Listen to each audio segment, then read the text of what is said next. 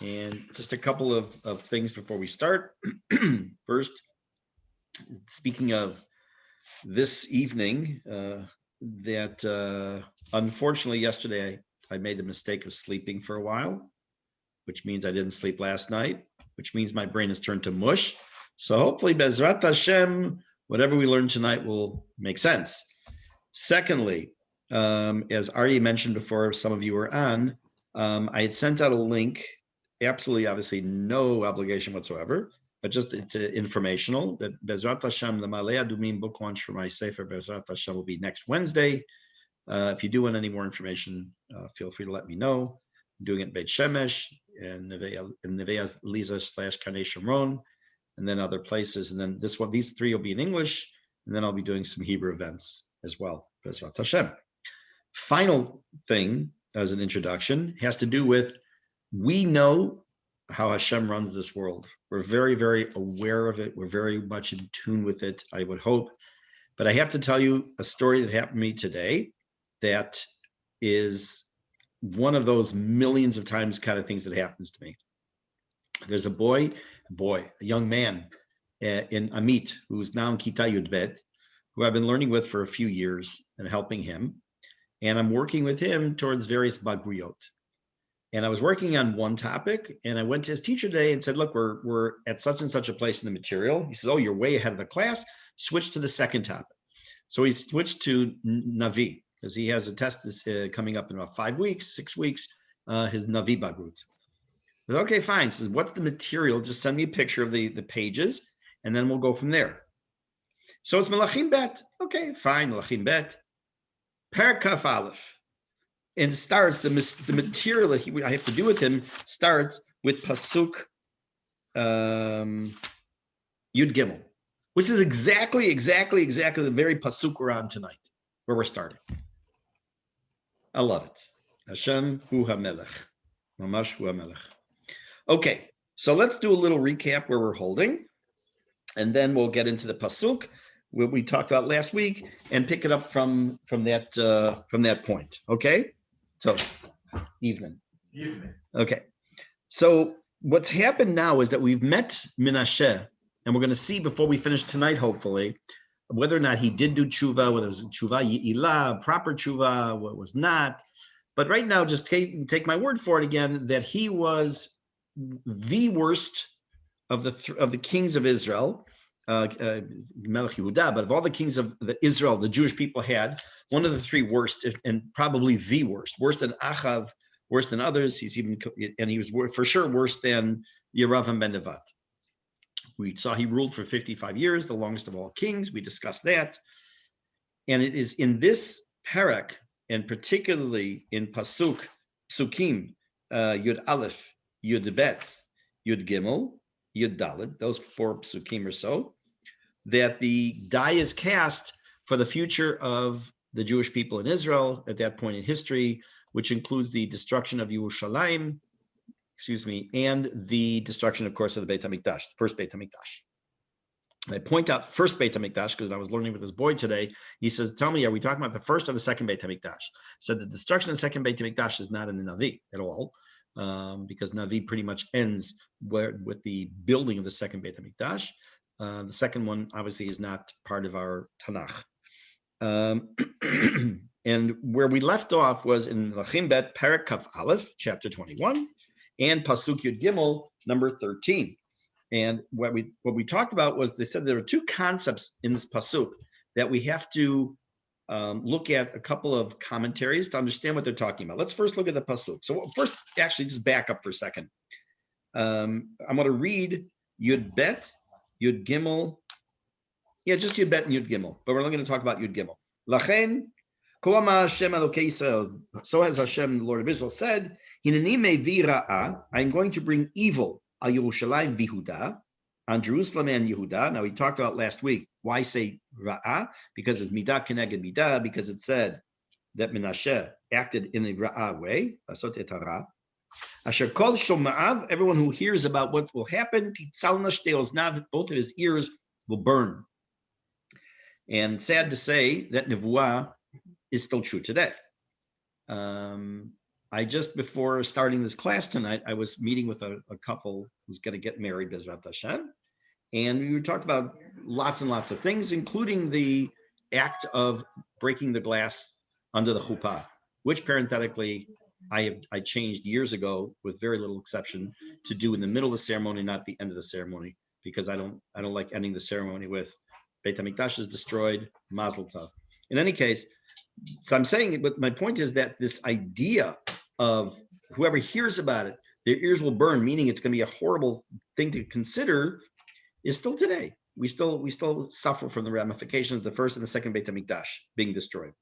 Yud Gimel, and this is where we're going to go into a little bit more depth now. V'natiti al Yerushalayim et kav Shomron. I will place on Yerushalayim the line of Shomron. What is that? We're going to see. Vet mishkolet bet Achav, and the plumb, P-L-U-M-B, of Achav. Umachiti, and again, we'll have to see what that is. Umachiti et Yerushalayim, I will wipe out Jerusalem, kasher yimchet tzalachat machav hafach al paneha, as just as a person wipes off the plate and turns it upside down. So I'm just going to comment on the simile at the end of this pasuk, the second half of the pasuk. And basically, we sort of talked about this a little bit, is if you can picture a plate that's been eaten on, and a person's finished eating, what do? They wipe it off, hopefully wash it. But in this case, we're talking about then it's turned upside down. And this is the visual that's being given to us, the simile, the Hebrew call it dimui, given to us as to what Hashem's plans were, Yerushalayim. There's the plate. Thank you, Aryeh, for the visual aid. Excellent. Very good. Unless that's a flying saucer or a frisbee. So the visual that we're being given is also very striking. Hashem doesn't say, I'm going to wipe out Yerushalayim. Hashem doesn't say, Al Kain Tzion Tacharosh, that it's going to be not ground up. How do you say no. What do you do when you plowed? It's going to be plowed under, which itself is terrible. Here's a very specific picture we're given. Hashem is going to wipe it clean like a plate and then turn it upside down. But what's this business about these two things? Natiti al Yerushalayim et kav Shomron and et mishkolet beit Achav. So let's take a look at the first slide.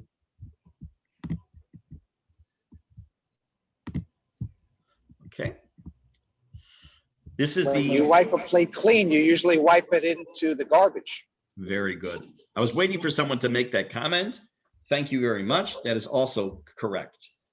And we can, it says, Chazal determined that Avira de Chutz La'aretz is metame, right? It's this tum'ah from Chutz La'aretz. Ad kedei kach, that if you to dig up land, or earth rather, from Chutz La'aretz and bring it to Israel, that earth has a level of tum'ah to it when it comes to tumat met.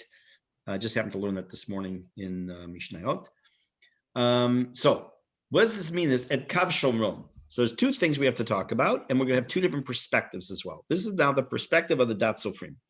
Kav Shomron. B'churban Shomron balidei bitui kav miyuchad shel onashim.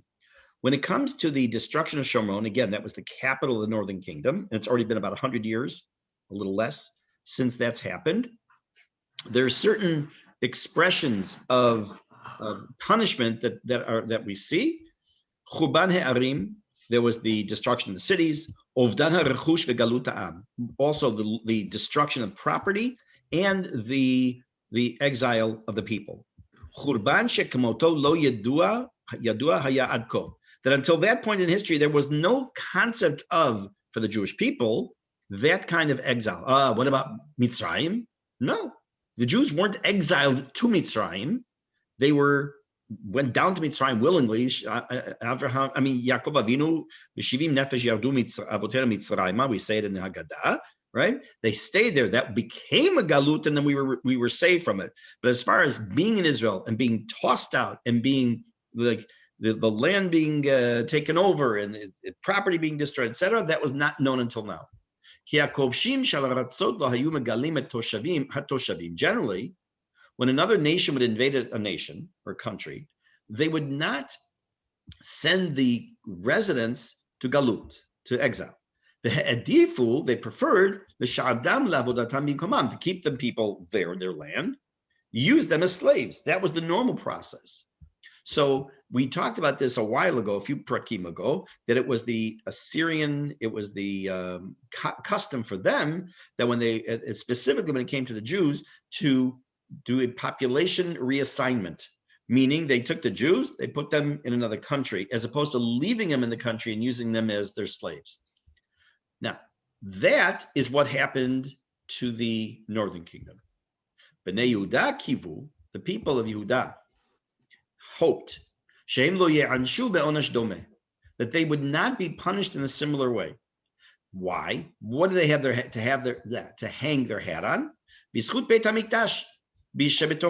had the Beit HaMikdash there, so maybe they felt that would protect them more. And because don't forget, the kings of Malchut Yehuda were descendants of David HaMelech. And thus, so yes, part of what they were hoping for was true, because Hashem could have, even back in the time of Achab, when he first introduced Baal, the worship of Baal, he could have called it game, set, and match already back then, but he didn't. Now, part of the reason that Hashem took longer, in quotes, to punish Am Yisrael and have this galut and destruction of Beit HaMikdash was because of these chuyot. Ata now, umodia shelo yisalem panim. Now Hashem is telling them, I'm not going to show you any favoritism now. And now they're going to get the similar punishment as the Mamlech of Malchut Yehuda Yisrael did. So it says Kav Shomron means the same measuring line that was used to, quote, measure Shomron and what was happening to them, now is going to happen to Malchut Yehuda. Now, what about this mashkolet? What's a mashkolet? Mishkolet, a plum. So it's going to explain now, but I'll tell you my own words. If you take a string, you hold and put a lead weight at the bottom, it's used to plumb a line, which means to make sure the line is straight. That's the general idea. Aryeh, if you need more understanding of that, let me know. Right? So it happens to just be your field of work for 1,000 years, Baruch Hashem. Hence the name. In Israel. That's all the walls of mass are crooked. No joke. I think every house built in Israel has got that problem. When we first moved in, I remember saying, wait, I remember we first moved in, I put up the bookcases. I said, why is it that this bookcase looks like it's higher and this one's lower, but they're even? I said, because the wall's a little slanted. Okay. There are two expressions that are used here.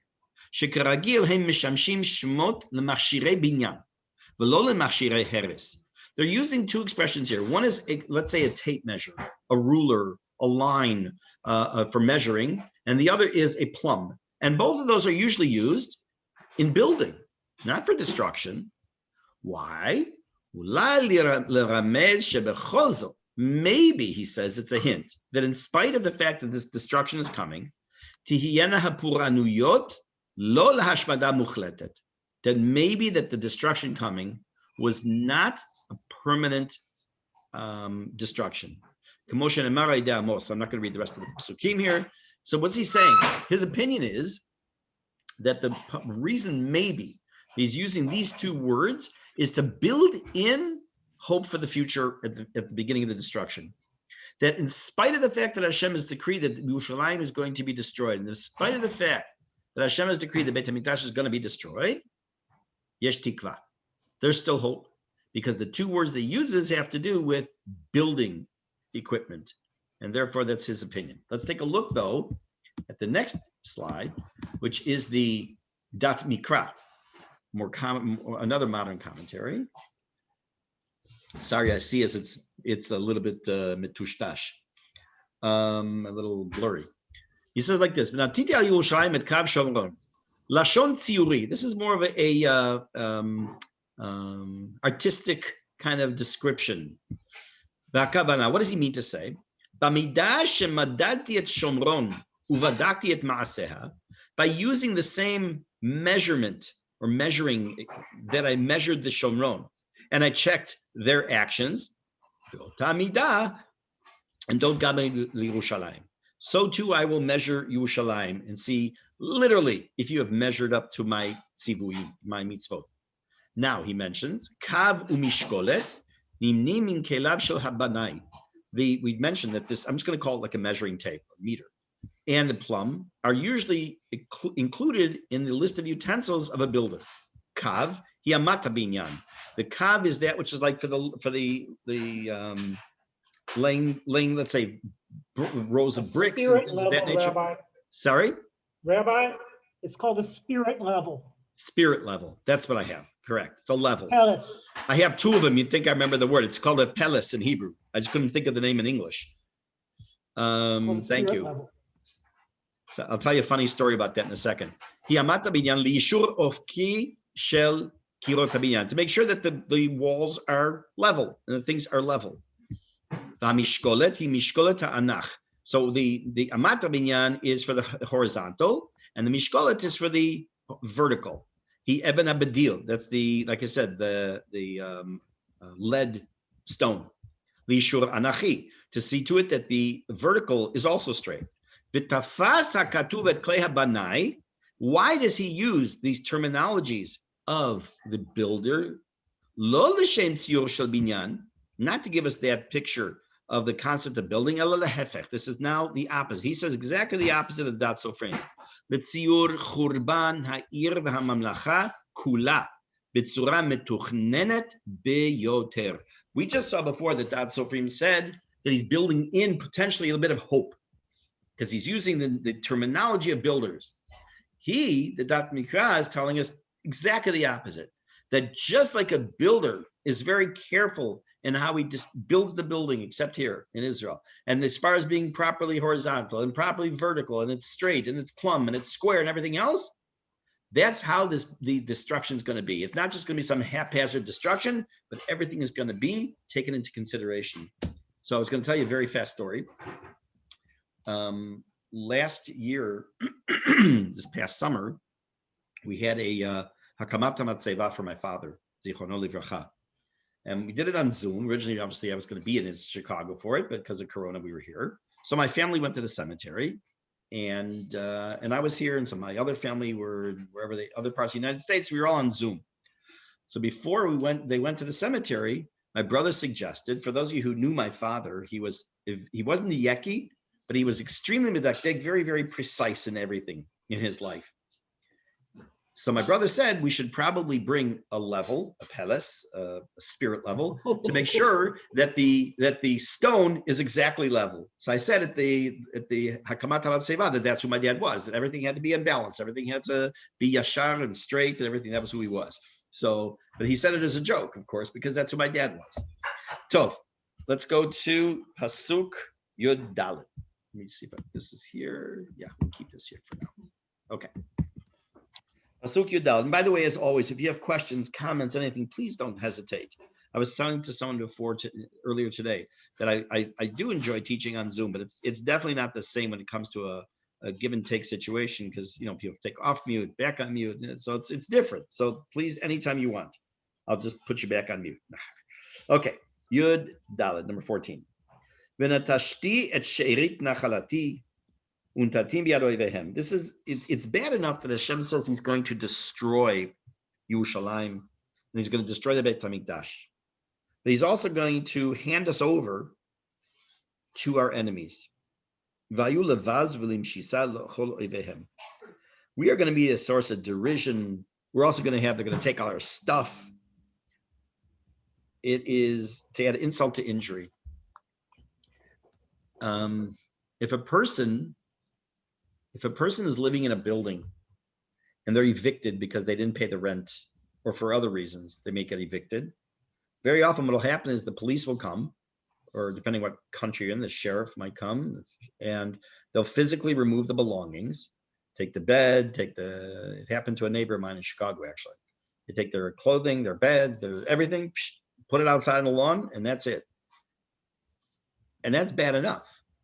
What happened here on a grand scale, it's not enough that Hashem, Kiviyachol, threw everyone out of their houses and had the city destroyed, but then the enemy took the stuff of the Jews and then moved the Jews to another place and put them into other countries. Now, there have been comparisons, and they're not correct comparisons, that this is what the Nazis did, Yamach Shema, but it's not.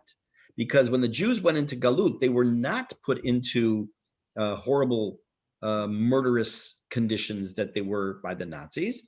The Nazis did use methods that were throughout the centuries of various anti-Semitic actions going back to the time of, we saw about this already in Navi, they did that. But as far as what they did versus what the Assyrians did and the Babylonians did, different worlds. Tet Vav number 15. Ya'an asher asu et hara be'enai, because they did evil in my eyes, Hashem talking. Vayiyu machisimoti, and they angered me. Min hayom asher yatzu avotam mitzrayim, from the day their forefathers went out of Egypt, that hayom hazeh, until this very day. Let's talk about this pasuk for a minute. First of all, this tells us something critical. Even though I think we've already heard this message before. No. Go back for a moment to Pasuk Yud Aleph, number 11. You look at Pasuk Yud Aleph, when right before that he said, I sent Nevi'im, and they said the following, Yan asher asa Menashe melech Yehuda toivot ha'eleh, that because Menashe did these horrible things and these abominations, etc., etc., etc. You think like, well, okay, fine. So for one person, Hashem's going to destroy Am Yisrael, or destroy Eretz Yisrael and destroy Beit HaMikdash. Now we learned that the whole thing, even though we've spoken about this before, we see it in black and white in Pasuk Tet Vav number 15, that the influence that Menashe had on the people got them all riled up. And now, weren't there some people were good? We're going to see the answer to that, of course, is yes. And that they also sinned. A very large percentage of Am Yisrael sinned in Avodah Zarah, and did it also lehachis, which we talked about at length last week and the week before a little bit, that they did it not just because it was the cool thing to do, that it's the Avodah Zarah of the month club, but because they wanted to anger Hashem. How do we prove that? The proof was that not only did Menashe set up Avodah Zarah throughout different areas, but he put it in the Beit HaMikdash. Why? You could have put Avodah Zarah anywhere. By putting it in the Beit HaMikdash was the show, like what's called stick it in your eye, and to Hashem, as it were. Now, we said before they did it lahachis, and Hashem says, "Vayu machisim oti." They made me angry. How does that work with the statement that we believe that Hashem has no emotion? There's no concept of emotion for God. How does it work? Vayichar Hashem apo. Hashem got angry. Vayitatzev Hashem elibo. God regretted. How does that all happen? This is, first of all, I won't say this is one of the first places, but it is one of the first places that we see that it says that they did something lahachis, for sure, from a king. But again, it's important to note that because people hear these things and they say, oh, I didn't realize that God has emotion. Okay, I understand. He stretched out his arm and took the Jewish people, the Yad Chazakah, Zruah Netuyah, it's anthropomorphic and it's just attributing human quality to God. But hey, look, it says God gets angry, God gets upset, God has regrets. So besides the Rambam and many others discuss this idea of Lo Dibra Torah Ele Kal Shon Bnei Adam. When the Torah, when Tanakh, when the expressions are used to attribute human qualities to God, not physical, but emotional, so to speak, it's only so we can understand it. Because Hashem doesn't experience any of these things, whether it's anger or it's any of those things. So it's important to realize that when we talk about that kind of a statement. Now, it's bad enough. How can that be reconciled with what we say in the Shir Shel Yom of Yom Revi'i, when we say Yatsa Ayin Lo Yabit, Ozen Lo Yishma, and all the rest of it? So Hashem has made all sorts of things. Chonel Adam Dat, because he has that, he can give it to us, etc. So if he's created all these emotions in us, why can't we say that he has them too? Excellent question. Excellent question. Here's my answer. In about 10 months from now, 11 months from now, when I start teaching Tanya, you're going to have to start coming to that class. And then over the course of many, many months during learning that, you'll have your answer. How's that? That's a long time to wait for an answer. Okay, but it'll be worth it. It's not because of me. It's because of the Alter Rebbe. or the Admor HaZaken. Trust me, it's worth it. כן, ברור, ברור. I want, wait, God grant me patience and I want it now. Okay. Right. Okay, so now it's bad enough that he did Avodah Zarah and brought it into the Beit HaMikdash. It's bad enough that he bowed down to the moon and the sun and the stars. It's bad enough that he brought in the worship of Baal again. It's bad enough that he brought his child and put him through fire for the worship of Molech. Pasuk Tet Zayin Vigam. And also, Dam Naki Shafach Menashe Harbe Me'od. Menashe also murdered many people. Ad Asher Milet Yerushalayim Pelefe. To the point where the Yerushalayim was filled with blood, mouth to mouth. We're going to come back to a number of these statements. Levad mechatato shechatit Yehuda benosaf. In addition to that which he caused the people of Yehuda to sin, lasot hara b'nei Hashem, to do evil in the eyes of God. There's just one more nail, so to speak, in the coffin of Menashe. So what's this business here of the Gam Dam Naki? What's exactly happening? So we have a couple of slides to look at. Okay, so this is the Dat Bikra. He says as follows. Let me just see if I want to do this one first. See if yeah, okay. Sometimes I make little notes for myself in my Navi, and I forget in a certain order I want to do it, and then I forget, and I go here, and I think it's out of order. Okay, V'gam, Klomar, Nosaf al Maaseh HaToeva Shepiresh Le'el. In addition to all these terrible abominations that have been enumerated earlier, Dam Naki Shafach Menashe Harbe Me'od. He also spilled much innocent blood. What is Dam Naki? Demei Adam Chaf Mi Pesha.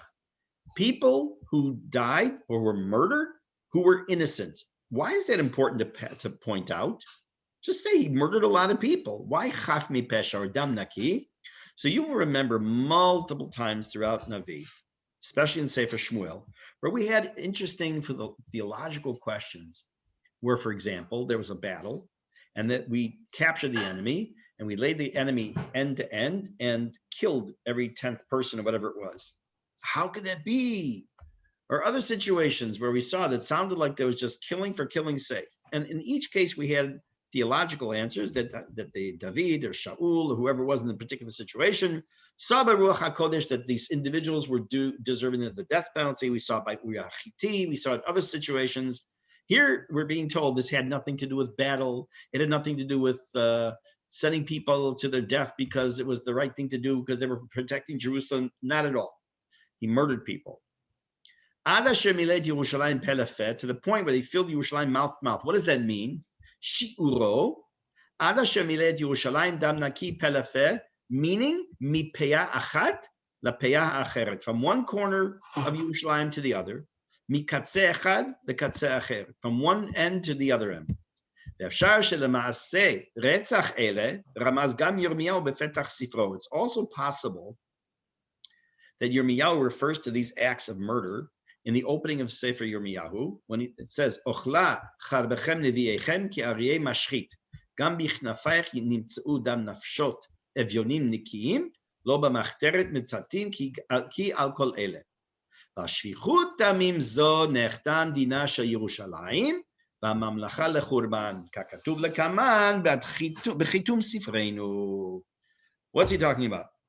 He said that all these other things that Hashem has listed were horrible, and and Yerushalayim is going to be destroyed, and Beit HaMikdash is going to be destroyed. But what ultimately, according to his opinion, was the straw that broke the camel's back that said there's absolutely no going back? Murder. The murder by the king of innocent people. And at the end of the Sefer, which we were going to get to down the road, Bezrat Hashem, we're going to see this brought up again, that's the reason. We know that the first Beit HaMikdash was destroyed because of three big things, right? Gilui Arayot, immorality, Avodah Zarah, which we've seen plenty of, and Shvichut Damim. What do you mean Shvichut Damim? Now you understand what the Shvichut Damim is. It's the Shvichut Damim of not just the king himself, but probably people who he set up to take care of whacking a lot of people. Now, we're going to take a look at a Gemara. It's a Gemara, I believe, in Sanhedrin. Let me just double check my notes here 1 second before I shoot my mouth off.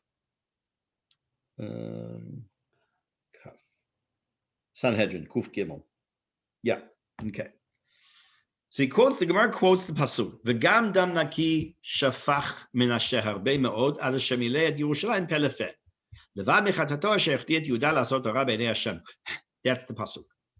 Hachad tirgemu. Here's how they translate it. Targimu. Not translate, explain. No, can I stop that? There. Sharagi shayahu b'ma'ara. Sorry. Shaharagi shayahu. One opinion was in Bavel that what does that mean? Shafach dam naki specifically means Menashe murdered the prophet Yeshayahu. That's big. B'marava amar amre. In the west, they said, where's the west? Los Angeles. Israel. Why is it called the west? Because they're Babylonian, Bavel, Iraq. So to the west of Bavel is Israel. So b'marava amre, in the west, they said, that Sha'asa Tselem Masoi Elef B'nei Adam, that he made an idol that took 1,000 people, it had the weight of was carried by 1,000 people, V'chayom v'yom horeg kulam, and that every day as it was moved, it killed them all. Obviously, I hope obviously, it's some form of a guzma, it's an exaggeration, but it meant that, and again, I'll say lahavdil, in the building of the Great Wall of China, I don't know the number, maybe Arnold knows off the top of his head, but tens of thousands, if not millions of people were killed in building the Great Wall of China. Some of them are probably still in the Great Wall of China, by the way. Kula, okay. Keman azla hadama Rabba bar bar Chana shkula neshama shel tzadik echad keneged kol ha'am kulo keman damar Yeshayahu harag. Okay, so what does this mean? The Gemara asked a question. According to whom does the statement of Rabba bar bar Chana agree, which says that every person, every neshama of a tzaddik is like the entire universe? So he said it goes like the one who said, which is up here, the people in Bavel that say that Yeshayahu is the one he killed. Why?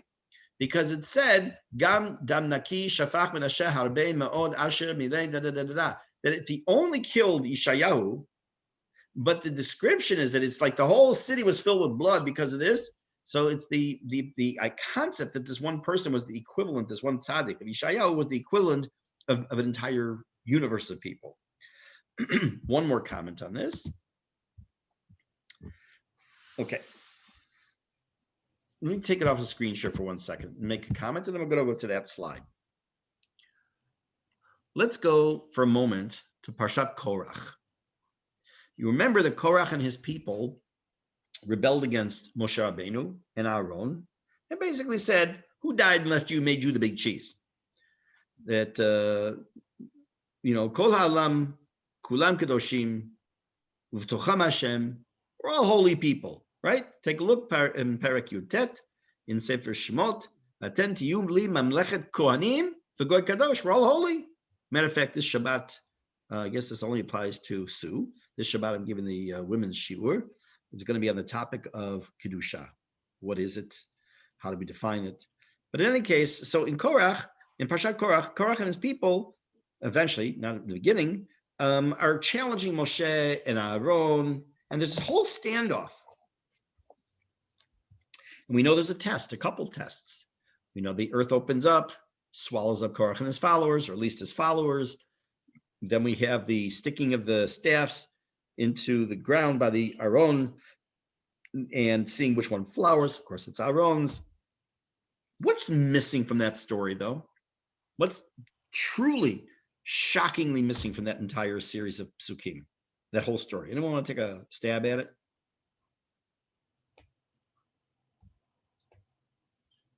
Think. If you were... Yeah. Where's Am Yisrael? Yeah, where's Am Yisrael? Where's Am Yisrael in this whole business? Why didn't they Korach take a hike? Go sit down. Go play tennis. Imagine, chas v'shalom, you're standing outside of Shivat Birkat Moshe. Rav Chaim Sabato Shlita walks out, and people are insulting him and calling him names and throwing things at him and say, who made you the Rosh Hashiva? Come on, you get out of my Malei Adumim. You don't belong here. I'll be the Rosh. But we all just stand around and say, we'd be doing all kinds of things to this guy. And here's Korach, 250 people, not a peep. Not a peep. Which, by the way, is an indictment of Klal Yisrael at that point. It really is, because they didn't say anything. They just let things play out. They stood on the sidelines.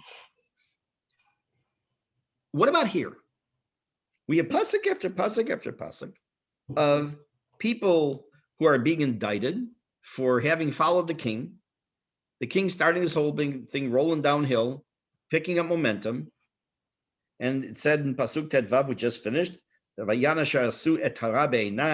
that they did the evil, meaning Am Yisrael, and they were making me angry.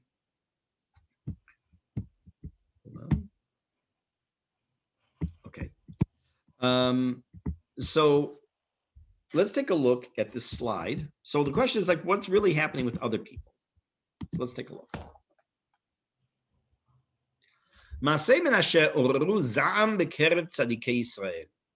The actions of Menashe awakened trepidation. They were shaking, upsetness, there's no such word, among the tzaddikim of Israel. There were many people, still from the time of his father, from Chizkiyahu. V'gam b'yamav, and also in the time of Chizkiyahu, of Menashe, gadlu tzaddikim rabim. There were many righteous people. Beinehem, among those people, there were many people who were against Menashe. They were against those who were trying to promote Avodah Zarah. Menashe hargam. Menashe had his way of dealing with them. He killed them. Which we said, quoting the Gemara in Sanhedrin, that there are those who believe that Yeshayahu was among those whom Menashe executed. Ulam, Yirmiyahu lo katav al kach b'mefurash. We don't see that clearly stated. Because evidently he didn't kill him directly, but it was by accident or by happenstance. It wasn't his goal. Why? When after an argument that happened between them, when it came to the whole topic of emunah and faith and trust in God, and Yeshayahu stopped himself, prevented himself from explaining some very difficult concepts of emunah.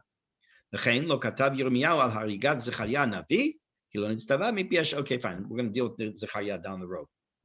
Okay, so what do we see here? We see that, we're going to come back to the slide in a minute. We see here that there were people standing up to the king. There were people standing up to those among Am Yisrael who were serving idols, etc. But they met their death as a result. They were killed. I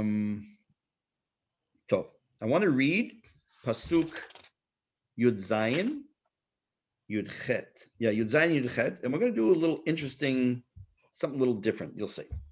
Okay, let's look at Yud Zayin. V'yeter divrei Menashe v'chol asher asa. The rest of what Menashe did, v'chatato asher chata, and the sin he did. Halohem ktuvim al sefer divrei yamin al Yehuda. Again, a phrase we see dozens of times. They are written in the book of the Chronicles of the Kings of Judah. Vayishkav Menashe avotav. Menashe died. Vayikaver began beito began Uza. He was buried in the garden of his home in Gan Uza. That was its name, evidently. Vayimloch Amon beno tachtav, and Amon his son became king in his place. Gan Uza. It's an unusual name. It's the first time we've heard of it. First time we really seem to be coming across it. So we're going to do a little investigation into a couple of. That means he wasn't buried in the family plot as regular for good kings. Correct. So the bottom line is that's correct. He wasn't buried in a normal plot for kings because he was a terrible individual. But wait a minute, what about this whole business of tshuva? Why? What's Ganuza? Just say he was buried now in a different place. Why say this? So we're going to do a couple of things now. If we get to both of them, if not, we'll continue next week. One is a statement that's made by a Zion Ehrlich, who is, let me see if this is the one that's from Herzog. Let me just take a look at this next slide here. I have to go back there. I'm not sure. I forgot which one it is. An archaeologist potentially, but it leads us into this whole archaeological discussion. Geografia mikrait. So this individual deals with the Tanakh-based geography. V'toen, and he claims that the following places: El Nachon, which is mentioned in Shmuel Aleph, Goren Nachon, mentioned in Shmuel Bet, Peretz Uza, and Peretz Uza spelled two different ways in Shmuel Bet, Vegan Uza, and that which is mentioned here, Nimtzaim Kulam B'Makom Echad, are all located in the same place. Where? Bigvul Yehuda Binyamin, on the border between Yehuda and Binyamin, Al Kav Parashat Hamayim, on the water table line. Hu mezaheh et hamakom im ma shemechuneh kayom ketef hinom. For those of you who are familiar with behind the Begin Institute, you know, I imagine some of you have been to Ketef Hinom. That location is where this individual, believes that all three places, Gan Uza, Gon Nachon, and Peretz Uza, are all what we call today Ketef Hinom. Ma'arechet Kvura Mimei Bait Rishon Atzmuda Lemerkaz Moreshet Begin B'Yerushalayim, which is a system of burial system from the time of Bayit Rishon, which is connected right next to the Begin Center. And if you haven't been there, it's actually fascinating. It's just something there pops from the Tosfot in Bava Batra, which is really cool. Now, I want to take a look at, I wasn't going to be able to see it here, a PDF on Gan Uza. We're going to look at some of this, and then we'll probably push off the topic of the tshuva, of whether it was tshuva or not, from Menashe to next week. I'm going to read some of this, some I'll just kind of skim through. This is something from Michlada Herzog, as you see on the top, that I came across. This is Eitzot Itur Shonot. Lachrona hutz'u, and I'll kind of read it quickly, but I'll explain. Hutz'u mispar atarim kematimim lemkomo shel Gan Uza. So evidently recently, whenever this article was published, there are various ideas that were raised as to maybe the location of Gan Uza. And each one had their explanations of why they chose that that's the place. No, the guy we just saw before, he said that Gan Uza and these others are on one specific location. And then now he says there are other opinions where Gan Uza is, and each one has their reason why. And the range of these different ideas span from Ir David itself, derech ezorim shonim, through different areas, be'ir atika shel hayom, and go through different areas of the Ir Atika, avor lahar Tzion, over to Har Tzion, ezor Shar Yafo, v'ad minzar Saint Etienne, shemitzfon l'Shar Shechem. So there are multiple opinions as to where this place Gan Uza is. The only reason I'm doing this is that it is unique, because it's mentioned here, and then in a couple more psukim, when his son dies, he's also buried in Gan Uza. But I just want to just jump down for 1 second, show you this siyur. You'll notice that, let me actually make this a little smaller, that there are multiple opinions here. Here you have Ir David, Nachal Kidron, here's Har Tzion, Amitzudah, here's Kever Hagan, Harabayit, and this is the number 5. So you have all these different possibilities where Gan Uza was, which also means it's not an agreement, evidently. Rav Shendeloff, we're not seeing the illustration. You're not, oh, really? No one is? Really? Okay, just a second. That's interesting because it's the same document. Sorry, let me do this again. Oops, hold on. Thank you for telling me. Screen share. Boom. Sorry about that. Thank you for saying. So now let's try that again. Okay, so you'll see down here where I'm pointing. You have points Nachal Kidron, Ir David, Har Tzion, Geben Hinom, up here, Kever Hagan, number 5 outside the area of Harabayit. All these are different opinions as you see it now, right? Yes? Good. Are different opinions as to where this Gan Uza is. So let's just take a look. I'm not going to read every single word of this list, but just to see some ideas here. Number 1, so just generally speaking, it's near Ir David.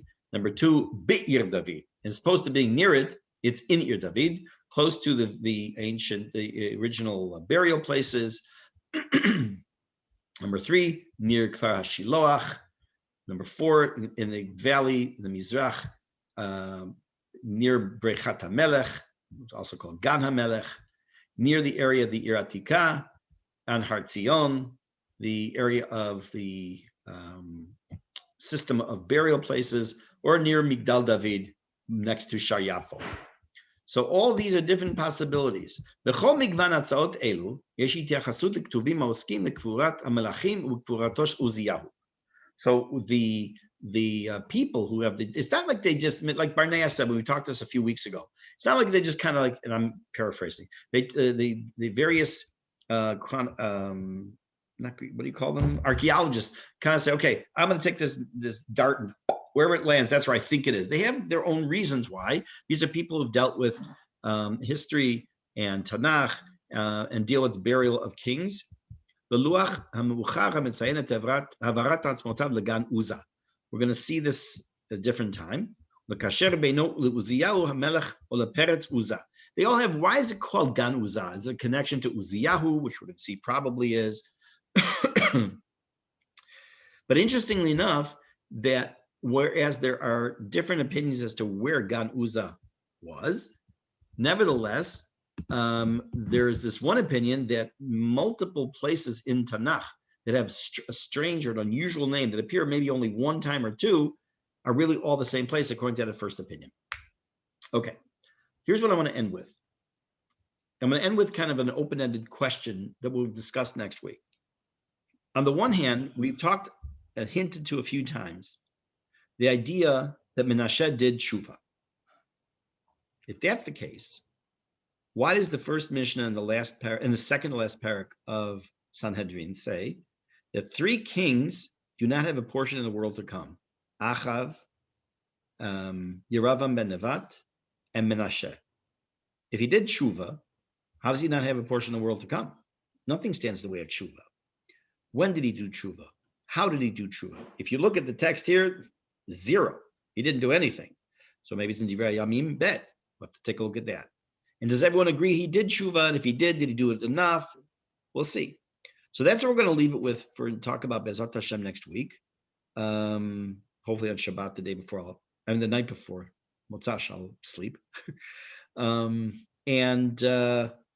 We'll take a look at what exactly does it mean that he did tshuva or he didn't do tshuva, and how it affected his afterlife as well. In the meantime, have a Shavua Mitzuyan. Thank you very much, Rabbi. You're very welcome, everybody. Shavua Tov. Shavua Tov. Thank you very much. You're very welcome.